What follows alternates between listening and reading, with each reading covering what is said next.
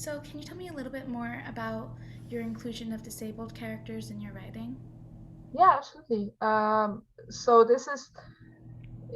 it's one of the reasons why it's funny to talk about This Is Where It Ends occasionally, is that it's probably the only book where I haven't consciously included at least a main character with a disability. And arguably, there's still disability wrapped there, and PTSD features heavily in the book, and obviously Matt is there. But it was on the heels of that I really started. I was already really focused on diversity in books at that point, um, but I was just beginning to be a part of conversations about disability in books, and one of the reasons for that, or one of several reasons for that, is that I am autistic, so I'm neurodivergent, and also physically disabled. So it obviously mattered to me to see disabled characters in books. It also took me a while to realize how rare that is, which is something I've heard from a lot of people who talk about diversity and inclusion in books, is that you need someone to tell you that it's okay for, in my case, disabled characters to be the main characters of books, to be the heroes in books, because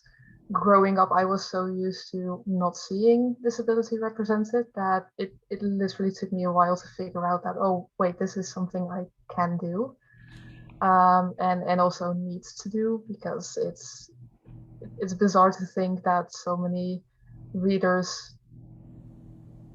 would not be used to that, or would not see that part of themselves reflected.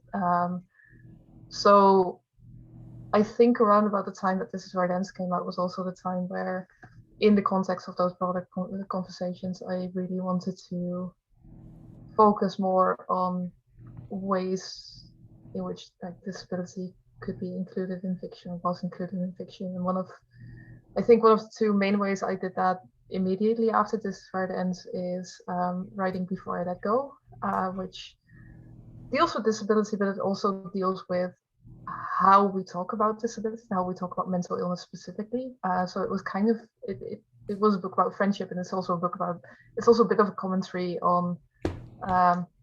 the idea of suffering for your art, of dehumanizing people with mental illnesses. So that happened on one side, and then on the other side, I realized that I really wanted to put together a anthology of stories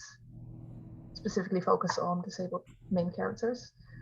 And I was in a lucky position to be able to do so, and to have a lot of writer friends express that same excitement and interest, and being able to put a whole fantastic list of people together to explore those stories in Unbroken. And yeah.